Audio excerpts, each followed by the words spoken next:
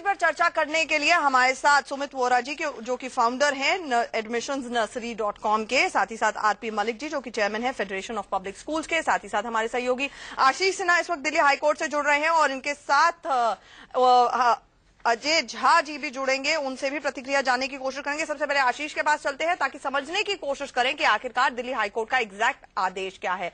आशीष बताएं।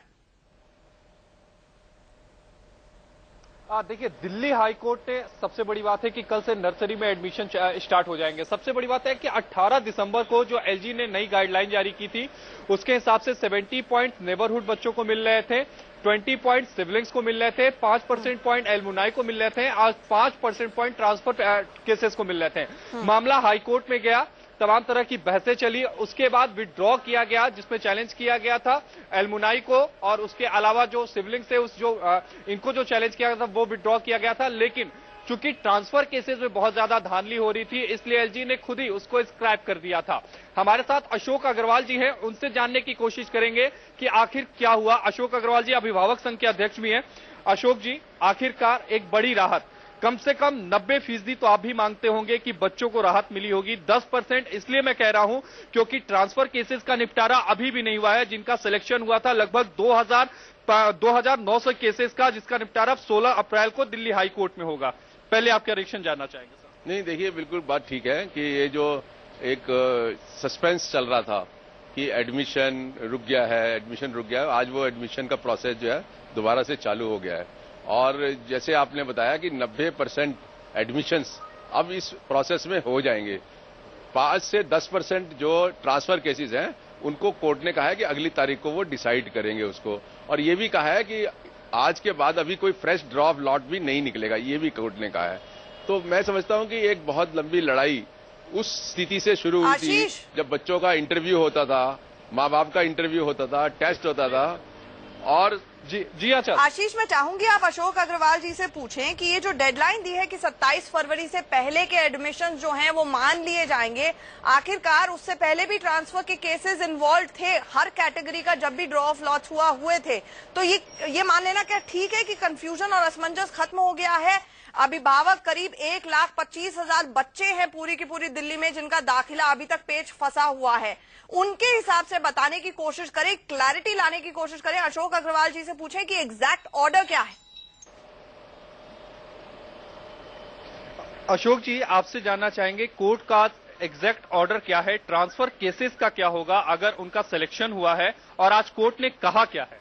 देखिए, कोर्ट ने ये कहा है नंबर 1 कि जिन लोगों का सिर्फ नेबरहुड, जिसका मतलब 70 पॉइंट के ऊपर ड्रॉप लॉट हुआ था और जो बच्चे सेलेक्ट हो गए थे, और जो डायरेक्टरेट ऑफ एजुकेशन का जो ऑर्डर था उसमें उन्होंने कहा था कि 5% जो ट्रांसफर केसेस का जब हम खत्म करते हैं, लेकिन उसके बावजूद भी जो 50 जिनको 70 पॉइंट मिले हैं और जिनका सिलेक्शन हो गया वो वैलिड रहेगा। और जिसको लर्नड सिंगल जज ने स्टे कर दिया था, आज उस पार्ट को डिवीजन बेंच ने वैकेट कर दिया है।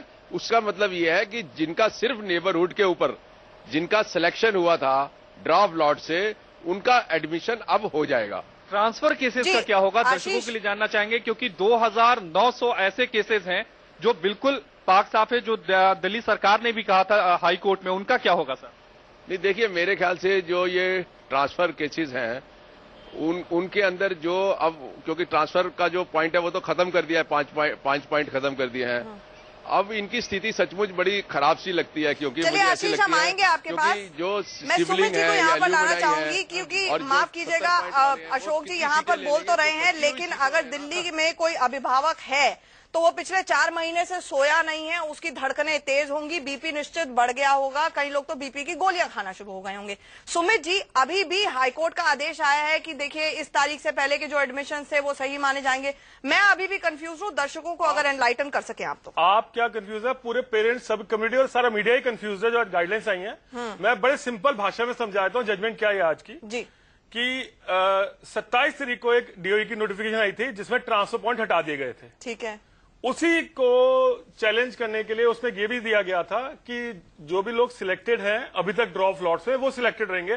तो एक 6 तारीख को दोबारा केस किया था कि इनको हटाया जाए। तो बेसिकली अगर हम सिंपल भाषा में बात करें तो जो भी 27 तारीख से पहले ड्रॉप लॉट्स हुए थे वो सब वैलिड रहेंगे। उसके बाद जो भी ड्रॉप लॉट्स हुए वो इनवैलिड हो जाएंगे और ट्रांसफर पॉइंट का मतलब बनता ही नहीं, क्योंकि वो तो हट चुके हैं। उसकी डेट पड़ी है 16 अप्रैल जब डिसाइड होगा। ओके, एक और क्लैरिटी कि 27 फरवरी से पहले जो भी एडमिशंस हुए वो सारे के सारे एडमिशंस कहीं ना कहीं ट्रांसफर पॉइंट तो अफेक्ट करते थे ना, क्योंकि हर कैटेगरी में 5 नंबर अगर बढ़ जाते थे तो ड्रॉप लॉट्स वैसे हुआ। तो उसके बाद ये धांधलेबाजी समझ में आई कि ट्रांसफर का क्राइटेरिया जो है बहुत लोगों ने मिसयूज किया। लेकिन 27 तारीख को उसको हटा दिया गया था, तो वो जो 75 पॉइंटर्स थे वो तो लिस्ट से बाहर हो गए। उनकी अभी जो है 25-30 जितने लोग भी हैं उनका जो है अंधकार में जो है फ्यूचर लग रहा है। जो ट्रांसफर वाले हैं वो तो 27 तारीख को सरकार ने हटाई दी है ना, उनकी तो लिस्ट किसी सिलेक्शन लिस्ट में है ही नहीं कहीं पे नाम उनका आज। तो 27 तारीख को जो नोटिफिकेशन आई थी उसमें लिखा था कि ट्रांसफर पॉइंट हम रिमूव करते हैं। तो जो ट्रांसफर पॉइंट की सिलेक्शन भी कभी नहीं हुई है, उनकी 16 तारीख को फैसला होगा उनका क्या होगा। और उससे पहले जो भी ड्रॉप लॉट्स हुए हैं वो वैलिड रहेंगे, जो 27 तारीख के बाद स्कूल ने ड्रॉप लॉट किए थे। तो अब कितनी सीट्स जो बची हैं जो कि डायरेक्टली इस फैसले के बाद अफेक्ट होती हैं, जहां पर अब कम से कम जो वेटिंग में होंगे वो एकोमोडेट होंगे या फिर एक बार फिर से ड्रॉप लॉट्स होना होगा? देखिए फ्रैंकली मैं बताऊं तो अभी जो 27 तारीख तक जितने भी ड्रॉप लॉट हो चुके थे उसमें से अगर हम ट्रांसफर पॉइंट को हटा देंगे तो मेरे ख्याल से तो सिर्फ 20% सीट से 25% सीट बचेंगी। 20 से 25% सीट आपको लगता है बचेंगी जो अफेक्ट सेकंड लिस्ट भी आती है, थर्ड लिस्ट भी आती है, फोर्थ लिस्ट भी आती है। अच्छा। और मोरओवर कई जो पहली लिस्ट आनी थी उसके बाद ये डिसाइड हुआ था जब ट्रांसफर हटा दिए गए थे तो बहुत स्कूलों ने नए ड्रॉप लॉट्स किए थे और बहुत बड़े स्कूल में भी किए थे। अब वो नई जो लोग थे सिलेक्टेड थे वो रिजेक्ट हो जाएंगे। अच्छा, ठीक है। और जो 27 से पहले सिलेक्टेड थे वो वैलिड रहेंगे। लेकिन इससे भी बड़ा सवाल है, पिछले कुछ साल से हमेशा ही ये जनवरी फरवरी मार्च का महीना होता है, बोर्ड के एग्जाम की परीक्षा की तैयारी होती है, वहीं माँ बाप बेचारे तैयारी कर रहे होते हैं दिल्ली में कि कहीं ना कहीं दाखिला हो जाए। हार्वर्ड में एक स्टडी आई थी कि हार्वर्ड में एडमिशन लेना, दाखिला लेना ज्यादा आसान है, जो कि दुनिया का सबसे बेहतरीन कॉलेज है। दिल्ली में अपने बच्चे को नर्सरी में दाखिला दिलाना मुश्किल है। मलिक साहब, ऐसा क्यों है? क्यों दिल्ली में स्कूलों में दाखिला नहीं हो पाता है और माता पिता का हर साल इसी समय क्यों बीपी बढ़ाया जाता है? ऐसा कुछ नहीं है, स्कूल तो हमेशा कोऑपरेट ही करते हैं, सरकार को भी कोऑपरेट करते हैं, पेरेंट्स को भी कोऑपरेट करते हैं। लेकिन ये कंफ्यूजन जो है ये सरकार डाल देती है और कुछ पेरेंट्स जो कोर्ट में चले जाते हैं। हमारा सिर्फ पॉइंट में एक ही पॉइंट था कि हमारी मैनेजमेंट कोटा जो था वो 5% जो था वो 12-15% वो रहना चाहिए। आप कोर्ट में नहीं गए? स्टार्ट तो आप ही किया कोर्ट में जाके, पहले शुरुआत किसी की है? मैं कहता हूँ हमने सिर्फ आप पेरेंट्स का नाम क्यों दे रहे हैं? पेरेंट्स तो जाते हैं जाए नहीं, मैं तो इसलिए कह रहा हूँ हम गए इसलिए ओनली फॉर कोटा पर्पज कि हमारा जो मैनेजमेंट कोटा वो नहीं जाना चाहिए, कमाई वहीं से होती है ना सारी। तो उससे जो आप कह रहे हो कि एडमिशन में कुछ दिक्कत आती है, स्कूल हमेशा पहले जब गंगोली कमेटी के 100 पॉइंट थे वो सबसे बेस्ट तरीका था, उसमें ना किसी पेरेंट को शिकायत थी ना किसी स्कूल को शिकायत थी, स्कूलों को छूट मिली हुई थी, कुछ भी नहीं। सुमित जी, इसका एक पहलू ये भी तो हो सकता है ना कि ये सारे के सारे निजी स्कूल हैं, ईडब्ल्यूएस कोटा हो गया है, तो उनका जो वो जिस मामले पर हाई कोर्ट में या सुप्रीम कोर्ट का दरवाजा खटखटा रहे हैं, उनका कहना यह है कि ये निजी स्कूल हैं जो गवर्नमेंट अनएडेड स्कूल हैं। ऐसे में क्या उनके ऊपर आपने एक बेसिक फेयर क्राइटेरिया तो डाल दिया, लेकिन उसके बावजूद एक एक दाखिले पर अगर नजर रखी जाए कि किसको ले रहे हैं, किसको नहीं ले रहे हैं, किस कैटेगरी में ले रहे हैं, तो क्या ये बिल्कुल सही बात होगी? क्या सरकार की दखलंदाजी इतनी ज्यादा होनी चाहिए, अदालत की दखलंदाजी इतनी होनी चाहिए? ये स्कूलों में छोड़े पहले देखो, आज से 5 साल 10 साल पहले देखो कोई शिकायत नहीं थी कि बच्चे को दाखिल, हर बच्चा आराम से दाखिल हो, जिस स्कूल में चाहता था उसी में दाखिल हो जाता था, क्योंकि मैनेजमेंट कोटे नहीं। शिकायत तो सर जब मैं इंटरव्यू देने गई थी अपने नर्सरी दाखिले के लिए तब भी मेरे माता पिता को थी, और जब मेरे बच्चों का दाखिले की बात आई तो मुझे बहुत रही। लेकिन सुमित जी, ये अपने आप में बड़ा इत्तेफाकन लगता है कि हर साल जनवरी फरवरी मार्च में ही ये क्यों परेशानियां हो जाती हैं, क्यों एक लॉन्ग टर्म सोल्यूशन नहीं आता है? और माता पिता अभी भी जो ये शो देख रहे होंगे बेचारे परेशान बैठे होंगे, उनको अभी भी क्लैरिटी नहीं होगी कि उनके बच्चे का दाखिला हुआ या नहीं हुआ। मैं आपके माध्यम से आज पूछता हूं हमारी सरकार से, स्कूल लॉबी से, पहले जब तक तो इनको बड़े अच्छे से पकवान मिल रहे थे तब तक बड़े खुश थे, लास्ट ईयर तक तो तब तक इनके चेहरे रंगे लग होता, तो बेचारे डिप्रेशन में लग रहे हैं मुझे। तो मेरा पूछना यह है कि आज तक इनने कभी पेरेंट्स लॉबी से, मुझे नहीं किसी को बुलाया स्टेक के लिए? हम एक मेन स्टेक होल्डर्स हैं, 1.5 लाख पेरेंट्स, 1.25 लाख पेरेंट्स दिल्ली में है और रातों की नींद हराम है। हम किसे लाके पूछे कि तुम्हें क्या चाहिए? हम पे कुछ भी पॉइंट थोप दिया जाता। पिछले साल तक कोई पॉइंट दे रहा है कि जी अगर आप 40 अगर हमारी 4 साल के लिए बस सब्सक्राइब करेंगे और डोनेशन मांगी जा रही है, मतलब स्कूलों की इतनी मनमानी थी। लेकिन ये पॉइंट सिस्टम में नहीं था कि आप बस सब्सक्राइब करेंगे, मेरी जानकारी नहीं है। कई स्कूल में किया था। नहीं, ये मैं आपको बता रहा हूँ, ये फेयर क्राइटेरिया लास्ट ईयर तक आप क्या बात करें, कुछ स्कूल ने दिए थे 5 पॉइंट बताएंगे। जैन साहब का स्कूल था, नॉन वेज वेज खाइए तो 5 पॉइंट लेंगे।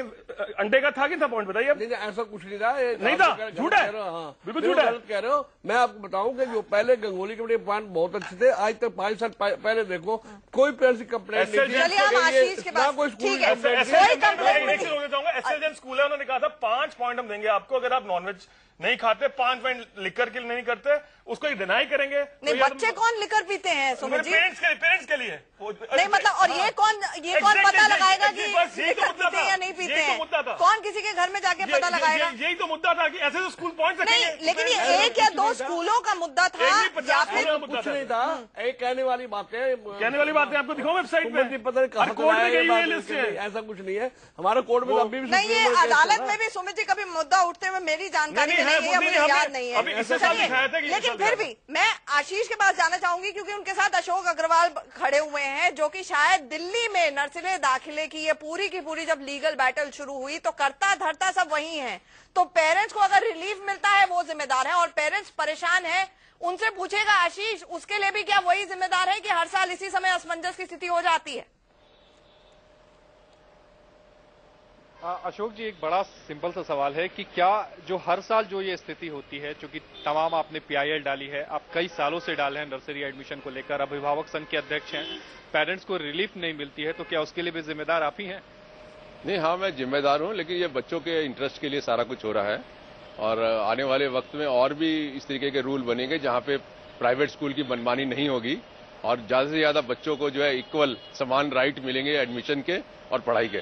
सर, ऐसा क्यों होता है कि हमेशा जनवरी, फरवरी और मार्च में ही मामला लगातार हाई कोर्ट में आता है? मैं पिछले कई सालों से देख रहा हूं नर्सरी एडमिशन में अगर एडमिशन बच्चों का कराना है तो नाकू तले चने चबाना, ऐसा क्यों हो रहा है? क्यों लग रहा है आपको, कैसा क्यों हो रहा है? देखिए, ये 10 साल से लगातार कोर्ट में कहीं ना कहीं ये मामला होता है और जब एडमिशन नजदीक आते हैं तो कोई ना कोई ऑर्डर इस तरीके का आता है जिससे कि एक तरीके से हलचल मचती है।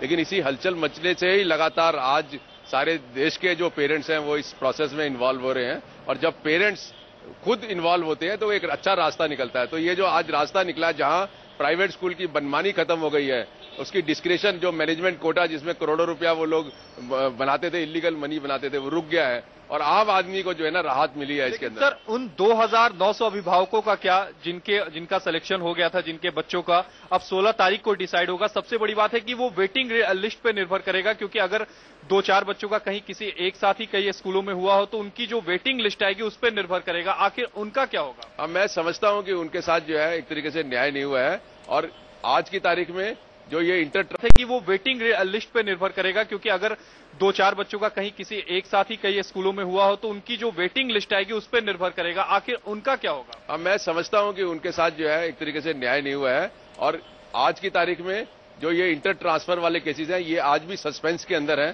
कि इनका क्या होगा। बाकी सब लोगों को जो है रिलीफ मिल गया है और सभी तरीके के एडमिशन, ईडब्ल्यूएस के भी एडमिशन जो है अब हो जाएंगे। एक आखिरी सवाल आपसे यहां लेना चाहूंगा, क्या ट्रांसफर केसेस में जिनको अभी रिलीफ हाई कोर्ट से नहीं मिली है वो सुप्रीम कोर्ट अप्रोच करेंगे?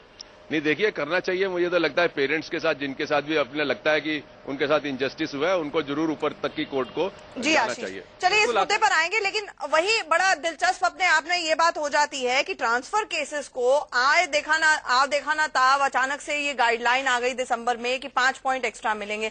बड़ा सवाल, हालांकि यूनिवर्सिटी लेवल तक जब कोई छात्र जाता है तो डोमिसाइल की एक इंपॉर्टेंट रिक्वायरमेंट होती है। अगर आप दिल्ली के रहने वाले तो उसके ज्यादा नंबर मिलते हैं। ट्रांसफर केसेस के नंबर और ये क्राइटेरिया कहां से आया, किसके जहन में आया, इसका कोई जवाब अभी तक समझ नहीं आ रहा है और नतीजा ये कि 4 महीने तक ये मामला इसी पर टल गया। लेकिन सुमित जी एक बात बताइए, क्राइटेरिया जो दिए गए हैं, या तो पूरी दिल्ली में माँ बाप कहते हैं कि चलिए हमारे बच्चों की किस्मत आप ड्रॉ ऑफ लॉट्स करा दीजिए, होगा तब ठीक है, नहीं होगा तो ठीक है। एलुमनाई का क्राइटेरिया, यानी कि अगर आपके माता पिता पढ़े लिखे हैं, वो बहुत ज्यादा आगे पीएचडी पोस्ट ग्रेजुएट हैं, तो आपके बच्चे को और उसी स्कूल से हैं तो आपको प्रेफरेंस दी जाएगी। सिबलिंग, यानी एक बच्चा पढ़ चुका है तो उस स्कूल के अंदर प्रेफरेंस दी जाएगी। इस तरह से, और डिस्टेंस का क्राइटेरिया, हर कोई जानता है दिल्ली में, साउथ दिल्ली में सबसे बेस्ट स्कूल्स माने जाते हैं अगर उस हिसाब से देखा जाए एजुकेशन, एकेडमिक्स और तमाम तरह के क्राइटेरियाज पे, जबकि ईस्ट दिल्ली में कोई ज्यादा खास अच्छे स्कूल ही नहीं है। तो ये डिसबैलेंस है। हर क्राइटेरिया के अंदर आप 50 सवाल उठा सकते हैं, ऐसा क्यों है? कोई लॉन्ग टर्म सोल्यूशन क्यों नहीं है और कौन जिम्मेदार है इसमें? इसका रीजन ये है कि आप कोई भी क्राइटेरिया ले आइए, आप सबको सेटिस्फाई नहीं कर सकते। उसका रीजन ये है, एक तो हमारी जो हमने पॉलिसी इंप्लीमेंट कर दी है वेस्टर्न कंट्री से, वेस्टर्न कंट्री में equally distributed equal quality good schools जो होते हैं वो इक्वली स्प्रेड होते हैं। यहाँ पे नहीं है। यहाँ अगर आप देखेंगे एक तरफ डाबरी देख लेंगे, उधर आप खिचड़ीपुर देख लेंगे, उधर आप जामिया देख लेंगे, इधर आप छतरपुर देख लेंगे, वहां स्कूल ही नहीं है।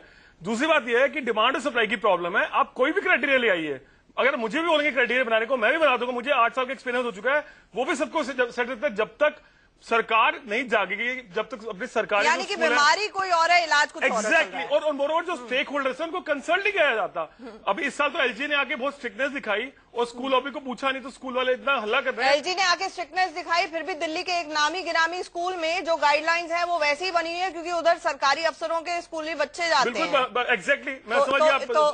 तो फिर ये क्या की बात कर रही है? जी बिल्कुल। तो ये कहाँ की इक्वालिटी हुई? बिल्कुल इक्वालिटी नहीं, और उसके अगेंस्ट केस भी चल रहा है। और मैं समझता हूँ कि वो एलजी ने बहुत गलत किया है। मैं तो ओपनली मीडिया में बोल रहा हूँ, डीआरपी पॉइंट। मेरा कहना सिर्फ ये है कि हमारे पास पिछले 10 साल में कोई स्कूल एलोकेट नहीं हुआ नया। हमारे पास जो इंफ्रास्ट्रक्चर पड़ा हुआ है, हम लोग बोल बोल के थक गए हैं। जितनी सरकारें आई हुई हैं, पिछले 5 साल से राय मशवरे देते जा रहे हैं। हमें पेरेंट्स बोलते हैं सर अब जाइए, आप मशवरा दीजिए। मशवरा किसको दें? कोई पूछने को राजी हो उसको देना। स्कूल लॉबी चाहती है कि वो अपने हिसाब से चलती जाए। मैं नहीं बोल रहा स्कूल लॉबी हर जगह पे फॉल्ट पे है, मैं ब्लेम गेम नहीं कर रहा। बहुत अच्छे स्कूल ने बहुत अच्छा काम भी कर रहे हैं, लेकिन बहुत अच्छे स्कूल है जो दुकानें चला रहे हैं, जो पेरेंट्स को एक्सप्लॉइट करते हैं, जिन्होंने स्टे ऑर्डर में एडमिशन लिया है। मैं मीडिया में आपकी टीम में नाम नहीं लेना चाहता, उनमें under stay order contempt of court हो सकता है, और ये बताएंगे कि वो स्कूल डिरेक्टरेट हो सकते हैं। ये कहना बहुत आसान होता है कि देखिए सरकार हमारे काम में दखल अंदाजी कर रही है, लेकिन सच तो ये है कि अगर स्कूलों की मनमानी नहीं होती और इस कदर मनमानी नहीं की गई होती नर्सरी के दाखिलों में, इस तरह से उसको एक तरह से बिजनेस शॉप नहीं बनाया गया होता, तो शायद आज ये मुसीबत ना खड़ी हुई होती। स्कूल भी जिम्मेदार है इस पूरी मेस के लिए? बिल्कुल स्कूल जिम्मेदार नहीं है। स्कूल जो है बिल्कुल आपने सही काम करा है। हालांकि स्कूल गवर्नमेंट की ही हेल्प कर रहे हैं। एजुकेशन देना गवर्नमेंट का काम है। गवर्नमेंट की हेल्प टेबल कर रहे होंगे शायद। नहीं, गवर्नमेंट का काम है एजुकेशन। हम लोग स्कूल जो पब्लिक स्कूल हैं वो इनकी हेल्प कर रहे हैं। गवर्नमेंट के जितनी इलिटरेसी दूर कर रहे हैं। इसका नाजायज फायदा ये हो रहा है कि जैसे आपने ये क्राइटेरिया बनाया 70 नंबर 8 किलोमीटर वाले को, और जो 1 किलोमीटर उसको भी 70, जो 8 किलोमीटर भी 70। ये क्राइटेरिया बनाने वाले पता नहीं कैसे। कुछ जगह तो मैं इत्तेफाक रखता हूँ, कुछ जगह तो ठीक बोल रहे हैं ये। देखिए मैं आज बोल दूं कि स्टैगर्ड पॉइंट होना चाहिए था, स्लैब में होना चाहिए था। और अब जैसे मैं जानता हूं जो एलुमनाई के जो सिबलिंग केस है, जिनकी बच्चा पढ़ रहा है, एक आदमी का बच्चा जो है उसको स्पेशली घर खरीदा 65 लाख का, क्योंकि वो 9 किलोमीटर दूर रहता था। तो देखिए इसमें आप किसी को ब्लेम नहीं कर सकते जब तक ये जो गाइडलाइंस बहुत जल्दी में आई। एक तो पहली बात तो ये है 3 महीने का टाइम दिया गया था। मुझे एक बात समझ नहीं आती। जल्दी कहाँ सर, हर साल दाखिले होते हैं, मार्च अप्रैल के बाद सरकार और प्रशासन सो जाता है, वो जनवरी में जगता है, नई गाइडलाइन लेके आते हैं। मुझे एक बात बताइए कि हर साल वो बेचारे बच्चे जो एडमिशन के लिए तैयार होते हैं, उनका अपराध और उनके माता पिता का क्या अपराध होता है कि हर साल क्राइटेरिया बदलता है? क्योंकि नर्सरी एडमिशन को जो मीडिया है वो भी सिर्फ दिसंबर में उछालता है ना। अगर पूरे साल नर्सरी एडमिशन को गर्म रखे तो देखिए कि हर कोई एक्टिव रहेगा। नर्सरी एडमिशन को क्या माता पिता गर्म रखते हैं? आशीष अशोक अग्रवाल जी से पूछिए, पूरा साल क्या एडजर्नमेंट्स लेते रहते हैं, आखिरकार हमेशा दिसंबर जनवरी में ये मामला क्यों फंसता है? पूछिए।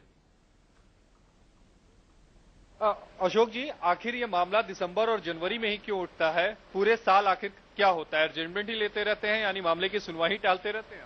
नहीं, ऐसा नहीं है, चलता रहता, प्रोसेस चलता रहता है। जैसे अब पीछे फरवरी के अंदर जजमेंट दिया था हाई कोर्ट ने, फिर हमने रिप्रेजेंटेशन दिया था गवर्नर को, गवर्नर ने 6, 7, 8 महीने सुना नहीं, फिर कोर्ट गए, कोर्ट ने फिर डायरेक्शन दी। तो इस तरीके से चलता रहता है, कुछ ना कुछ चलता रहता है। लेकिन जब इसका जो इम्पैक्ट है, या आप लोग भी जब उठाते हो, जब ये बिल्कुल नर्सरी एडमिशन आ जाते हैं ना, तभी ज्यादा गर्म हो जाता है। क्यों जनवरी और फरवरी? अशोक जी को सवाल यही है, आखिर जनवरी फरवरी क्यों? साल में और भी 10 महीने आते हैं, जनवरी फरवरी को छोड़ दे तो क्यों 10 महीनों में नर्सरी एडमिशन चर्चा में नहीं रहता, केवल 2 महीने 3 महीने क्यों रहता है? जब वो कोर्ट में कोई इस तरीके का ऑर्डर आ जाता है कोई ऐसा, और एडमिशन प्रोसेस का समय आ जाता है, दोनों चीज का जब मेल होता है तब ये जो है ना चर्चा में आ जाता तो है। आखिर एडमिशन से ठीक पहले ही चैलेंज क्यों किया जाता है? पहले भी किया जा सकता है अशोक जी आपकी तरफ से? नहीं, ऐसा नहीं है, ये हमेशा प्रोसेस में रहता है, जैसे जैसे इसका प्रोसेस चलता रहता है करते हैं। और इसमें कोई ऐसा नहीं है कि हम कोई इलेक्शन, ये जो एडमिशन का प्रोसेस आता है तभी उसको कोर्ट में हम डालते हैं। और आपको भी पता है कोर्ट में एक दिन डालने से तो एकदम इमीडिएटली कोई फैसले होते नहीं है, तो केस पड़े रहते हैं। जब हर साल जनवरी फरवरी मार्च में ही फैसले होते हैं और सुनवाइयां होती हैं और माता पिता की सांसें अटकी होती हैं। बड़ा सवाल है, क्योंकि मैं भी एक अभिभावक हूँ, समझ सकती हूँ कि क्या इस वक्त दिल्ली के अभिभावकों पर गुजर रही होगी। 15 सुमित जी 15 डिफरेंट नोटिफिकेशंस दिसंबर से लेकर अभी तक आ गई हैं, जहां पर सरकार कंफ्यूज है। अदालत में कभी कुछ बोल रही है। अदालत के पास मामले तभी उठाए जाते हैं जब ये समय होता है।